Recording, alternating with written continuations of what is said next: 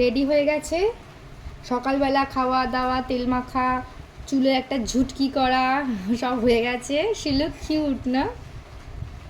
হাঁচছি, সত্যি হাঁচছি, আমার মেয়ে কিউট লাগছে। চলছে এখন ব্যালকনি থেকে বৃষ্টি দেখা। বৃষ্টিতে তো আর পায়রা বেরায় না, তাই বৃষ্টি দেখা চলছে। আর আমার মুখটা, এটা নাকি স্নানের পরেও আমার এরকম অবস্থা। যাই হোক, বাদ দিন, বৃষ্টি দেখাই আপনাদেরকে আমার মেয়ের সাথে সাথে। কিন্তু দেখাই বৃষ্টি দেখাই সবাইকে একটু। এই দেখুন, এই যে বৃষ্টি পড়ছে, চারিদিকে জামা কাপড় মেলা, বালতি, ঠাকুরের বাসন কুসুন এইভাবে পড়ে রয়েছে। আমি আমার মেয়েকে নিয়ে বসে বসে রিল্যাক্সে বৃষ্টি দেখছি। কতটা রিল্যাক্সেশন মানুষের জীবনে থাকে ভাবুন, যে সব কাজ এইভাবে ছড়িয়ে পড়ে থাকা সত্ত্বেও আমি দিব্যি আমার মেয়েকে নিয়ে বসে আছি। কি করব, এরকম ছোটোবেলাটাতে আর পাওয়া যাবে না, তাই না বলুন?